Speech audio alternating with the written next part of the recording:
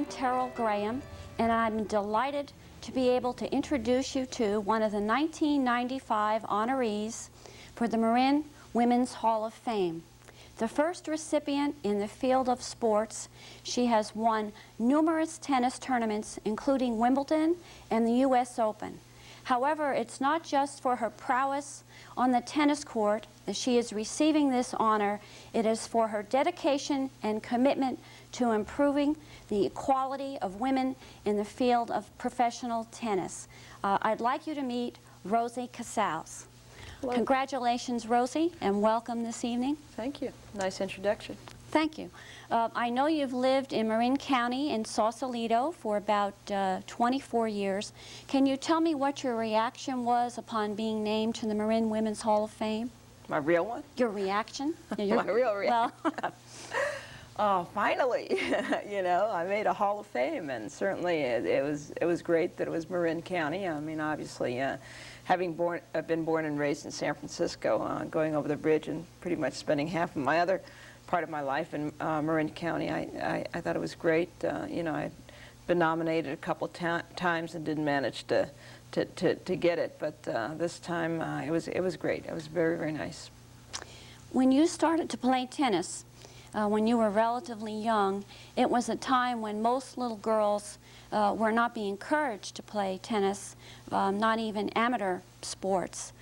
And can you tell me why you picked tennis and at what age you decided that you might be good at this game? Well, it happened that my father used to play, and he played, you know, local club tennis, very average, and he used to go out every weekend to play at Golden Gate Park with all his buddies, and I used to make him take me with them, and finally he realized after me pestering him that I really did want to play, because I used to have to wait, and finally he got me on the court and gave me a racket and started hitting the ball to me. I was probably about 8.5, almost 9 years old, I mean, I can't remember when I couldn't hit a ball. It just happened so quickly and so easily, and I knew that that's really what I wanted to do, that was what was going to make me happy. So I mean, I was lucky that I happened to be fairly talented, had some natural ability, so I learned very, very quickly. Now, I know from experience that tennis lessons are expensive. Who taught you? My dad taught me. He taught me. He took me out and hit the ball, and I also hit against the backboard, and then I'd go to Big Rec out by Golden Gate Park and hit against the handball courts. So, I mean, I played as much as I could, and my dad was great in taking me all around to play, and then eventually played junior tournaments. But he gave me most of my instructions. Really, he was my coach from the very beginning. When did you decide that you wanted to make a career out of this? Well, I think it sort of happened. I was good. I played junior tournaments. I won them, and I think that it offered me an opportunity to see different things. I guess I would say that I was brought up probably from the wrong side of the tracks, the Western Addition, the Fillmore area of San Francisco, and so it was very, very different playing tennis, being able to go to different country clubs and seeing how the other kids played and shared their facility, and it was totally foreign to me. I never, you know, was privy to that, so it was a great incentive to want to play and want to win, and playing in the junior tournaments, it really kind of taught you how to be competitive. And I guess I was naturally competitive, so it was a very, very easy thing to take it a step further, and that was how good could I get? I mean, yes, I could beat these kids, and as I grew up, I continued, and most of the junior players that I grew up stopped playing tennis. I was the only one of my age that continued playing and traveled, and and once again looked to see what was out there and realized the various levels. And again, I was very competitive. I wanted to be the best, and so it wasn't a decision that I blatantly made. It was something that I continued progressing and playing and traveling and competing. And I imagine your family supported you in psychologically in this effort, especially your dad? Especially my dad. My dad, you know, he traveled with me at some point, and then I went on my own and with whomever and the other kids. It was a whole different lifestyle for me. It took me away, really, in many ways, away from school, because I you know, slept tennis, ate tennis. I mean, that's all I could think about, is getting up. You know, I didn't want to go to school. I just wanted to go play tennis, and it was great. I had a lot of encouragement, and friends from Golden Gate Park. They raised money for me to send me to various tournaments throughout the country. And if it wasn't for them, obviously, it would have been very, very difficult. Who knows where I would be, but they were wonderful to me, and it really gave me the start that I needed to have in order to do what I managed to do. Now, you turned pro in 1968, is that right? I turned pro when there was no such thing as pro, and that was in 1968, yes, with a group called the National Tennis League. Meanwhile, the tennis as we knew it, the amateur tennis, was in the midst of having changes at that point, where they called it shamateurism, you know, because you got money under the table, and you really couldn't proclaim that you were pro. So Billie Jean, myself, Françoise Durr, and Ann Jones were the first 4 women to join. Players like Ken Rosewall and Rod Laver and Pancho Gonzalez and Roy Emerson and numerous other pros that had been playing for 10 years as professionals. So it was something new, because we were given a guarantee, and I mean, I think I had a guarantee of $25,000. I thought I was rich. I mean, you know, you look at it now, it's so different. But yes, it was a great experience. I really think that helped us set things up for the changes in women's tennis. Now, in 1968, women were just beginning to make themselves known and struggle for recognition and entry in a variety of professions. And I was in the business, trying to enter the business world in 1968. What were the biggest challenges you faced in becoming a professional tennis player in 1968? Well, in 1968, as a woman, and we probably the biggest thing is being taken seriously, that you were someone who wanted to earn a living, that you were someone who was very disciplined, had commitment, had desire and motivation, and that you wanted to be recognized for what you did, rather than the fact that you were just a woman, and therefore you were supposed to get married and have kids and you know, stay home and take care of a home and family. So I think that was something that was very apparent, that was difficult to sell to the people, because they always would say, well, you women can't beat a man, you can't compete with him. Well, that wasn't the point. We were trying to make a point that we had something to offer. We were different, yes. We had entertainment value. There were so many positive aspects of women in sports, and especially in tennis. Therefore, it was a battle to have not only the sports world, but even the media. I mean, the media never took us seriously, and they felt, well, you know, this is not real. You know, this doesn't count. All of a sudden, when there was money, prize money involved, and women started earning a living, and things started changing a little bit, that maybe, you know, it was something that was going to be acceptable. But I would say that tennis took the first bold steps to really establish itself as a primary women's sports in a professional manner, because we used to play with the men, and we broke away from the old establishment in 1970, 71. We went our separate ways, and we said, look, you know, you can't offer us. At that point, the prize money ratio was 10-1 for the men. The women got the best, got the worst part of the deal. So we felt that you know, let's move away from the men and go out on our own. And that was really the basis in which it tested our real commitment to what we were doing. Well, I know when you listen to the prizes for Wimbledon and the U.S. Open, it makes one realize how far people like you have really taken women's tennis. When you see somebody like Steffi Graf winning $500,000, just as much as her male counterpart for winning those. I'd like to have a little of that.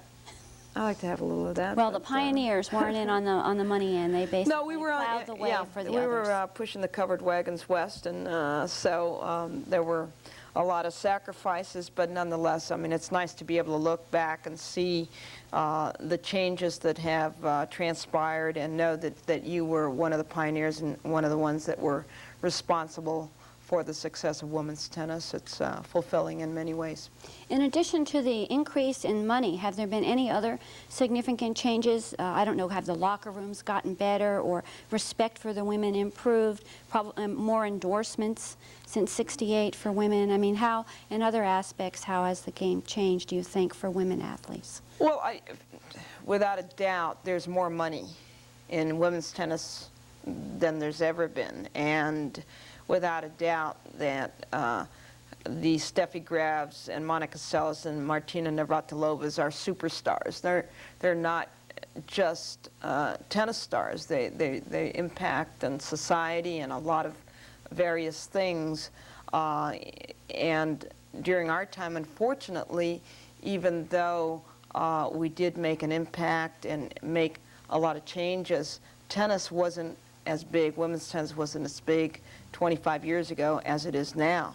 Now, you will walk into an interview room and there will be literally 50, 60 reporters, especially in a Grand Slam event such as, you know, Wimbledon or even our championships. We have people from all over the world covering it. Before, it was like pulling teeth to get somebody, a stringer, to come and talk to you and interview after a match or give you any kind of publicity. It was very difficult. Now, a Steffi Graf could show up for a media day, and there will be tons of requests for interviews in television and radio, and she could be busy 24 hours a day and never satisfy the demands. Mm-hmm. And the media is far more knowledgeable now. They follow it, they know, they can tell you what she's earned, what she's won. I mean, we used to talk to these reporters, and they'd say, oh, God, we got to cover tennis, and we got to cover women's tennis, because, you know, we're a stringer. I know nothing about tennis, but I know baseball, basketball, football, but I know nothing about tennis. So you tell me about it. So, you know, we had to educate them, and now they're educated. They know everything about the players, and it's nice that they can write articles and be knowledgeable. When you were pro, who continued to be your main psychological support or mentor? Did you have one? Not really. I mean, the closest person that I would say is Billie Jean King, because we were very, very good friends in addition to being doubles players. I think that we did a lot of things together, and we were a good team on and off the court. I think that she probably is the closest person that would be considered my mentor, but I would probably say more that we were always a team, that we would try and work together and trying to accomplish things. Not that we agreed on things, because a lot of times we did not agree on many things, but for some reason we managed to come together at the right times to make things happen, and worked well together. Many times there are people with very excellent athletic skills that don't have the mental toughness required to win. You are obviously mentally tough, or you wouldn't have won all the matches that you won. You wouldn't have been so successful in your career, especially as you had to work a little harder in the beginning to play that tennis because you didn't have easy access to country clubs and that sort of thing. What suggestions would you have for somebody who wants to improve or develop mental toughness?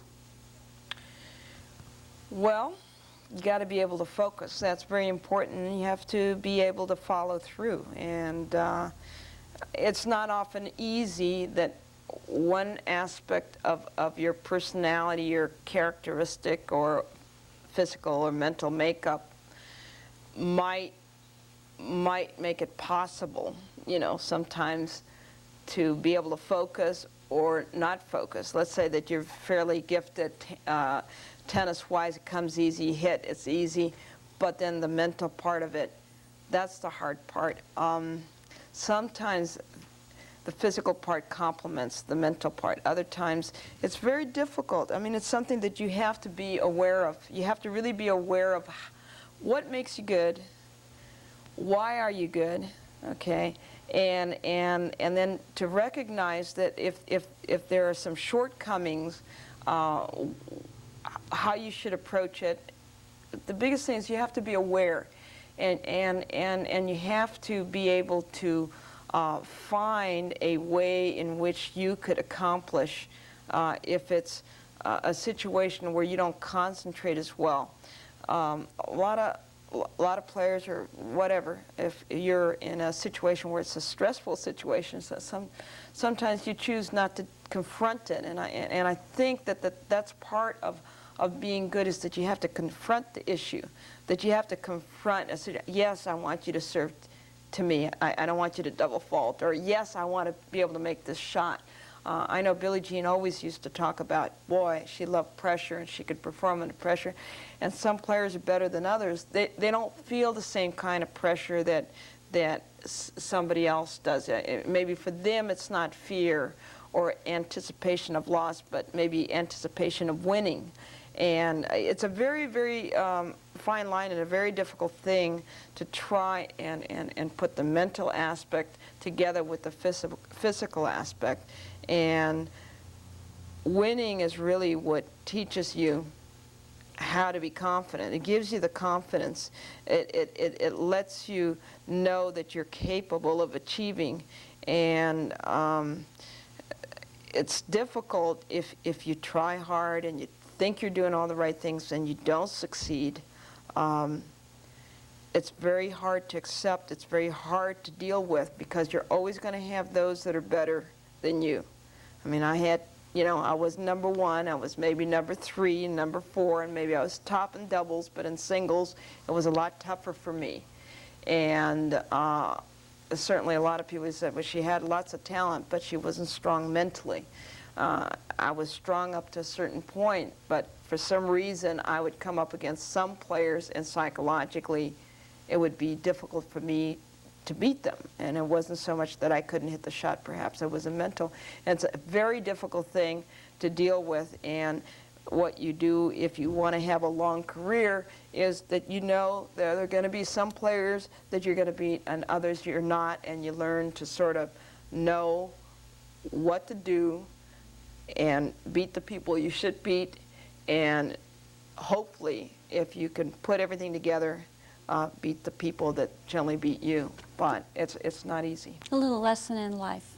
Try to plan and win and do the best you can. Well, that's all you can do, because you know, a lot of people quit. A lot of people can't handle the stress, and they can't. They feel, well, I've tried, I've done everything, and I still can't win. I'm still number 100. It's not good enough. Well, you have to know, you know, what's acceptable to you and your standards, because good players and people that are successful have standards, and you expect to live up to those standards, and when you don't, it's very, very difficult. And some quit because they can't handle it, and others keep fighting to try and achieve that level of success. Lately, in the past few years, there have been a lot of 13 and 14-year-olds turning pro. And I'm just wondering if you think that's a good idea, or what advice you would have for some young person thinking about turning pro at a young age. Just general comments. It's hard to dissuade youngsters not to turn pro. I'm definitely against it because I think that, well, I know that it creates a burnout. And I also believe that those kids don't get a chance to grow up, not only with their friends, but emotionally, playing the game, the physical aspect. It's very demanding to play on the professional circuit. And I feel that, I know when I was a junior, those were the best times in my tennis career where it was fun. Even though you wanted to win, it was important. I mean, for me, it was extremely important. But you were dealing with players of the same ability, perhaps, or maybe you were a little bit better, but same age, same mentality. And I think that that's important because it teaches you how to beat these players. Sometimes when you go from the juniors and then into having to perform right away, some youngsters are able to do it because they don't feel the pressure. It doesn't mean anything. It's easy when you're a kid. When you're young and you're not expected to win, there's absolutely no pressure. So, you know, Chris Everett's going to come along, or Tracy Austin's going to come along, or Venus Williams is going to come along and beat somebody, perhaps, that they shouldn't beat. But after, then there are expectations, and there aren't just expectations from you know, the media, which makes it very difficult because all of a sudden it's pressure. Now you've been in it, like Jennifer Capriati, for 1 year, and now they expect you to win. And if you don't win, you have to deal with that. And everybody is different. They mature differently. And I think girls mature probably a lot faster than guys. Therefore, they're able, you know, both physically and mental, to appear as if they can cope with the competition and the stress. But in the long run, I just think the longevity factor it has to be a consideration, because when I see youngsters quitting at 18 and 19, like Tracy Austin and like Andrea Jaeger and like Jennifer Capriati and many others that perhaps weren't as successful as these players, I find it a problem. And the Women's Tennis Association has finally addressed that issue 10 years, 15 years later, by saying that you cannot turn pro, I think, till you're at least 16. If not, it could be possibly 18. Now, what do you think you owe your success to? Do you have any factors that you think? I mean, would you point to certain things that you could recommend to other Well, I don't know people? what I can recommend it, but I would say just perseverance. I was good in tennis, and so it came easy. You know, I didn't have to sit there and say, gee, what am I going to do to get myself out of here? I mean, it was easy. I played, I won. I said, gee, this is great. I really like to win.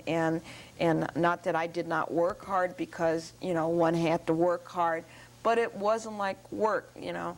It wasn't that, you know, people ask you, did you have to sacrifice not going to the prom? I could care less whether I went to the prom or the football game, or, I mean, I didn't have very many friends in school, you know. All my friends played tennis.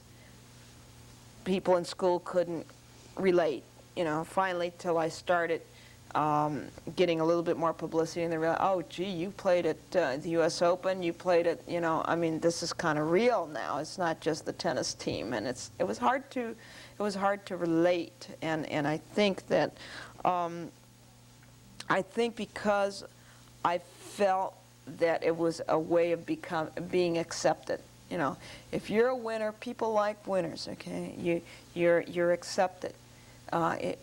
Being a loser is not fun, and I've been a loser too on the other side of the coin. But I think it was important to be accepted. I wanted to be accepted. I wanted to, you know, have people recognize that I was a winner and I could achieve. Would you do anything differently about your career? Would you have handled anything differently, or are you basically... Yeah, I think I would have worked harder. I would have worked harder, I think. I needed more discipline, and I just relied too much on my natural ability. And even though I knew all these things and I had witnessed all these things, it was still very, very important to me that I had that natural talent, that some of me was in my tennis, the undisciplined, the unruly or wild part of it, of not having, you know, parameters, not setting.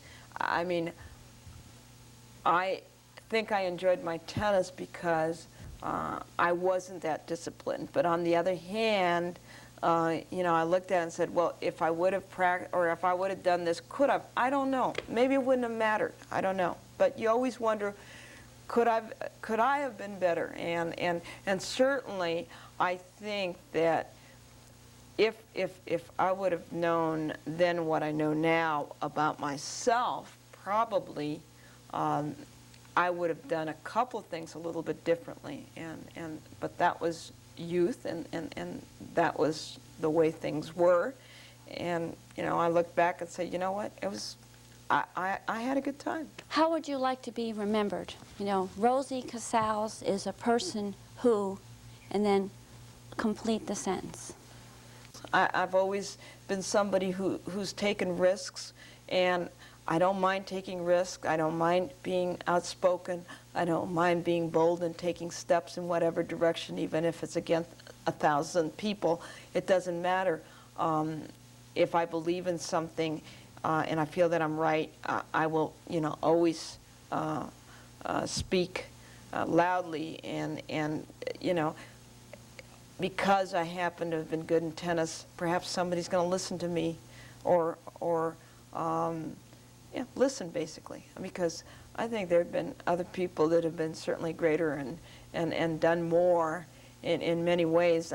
I don't think, I mean, my tennis part was great, and I want to continue contributing and doing other things in my life. Certainly I am attached to tennis. I mean, tennis is still very much in my life in whatever manner. I mean, I still play a lot. I still enjoy it, and I'm in business, and you know, I want to be remembered for someone who was a really neat person that people enjoyed, that was fun watching, you know, entertaining, more than you know, more than she did this and that, because yeah, I did it with other people. I didn't do it by myself.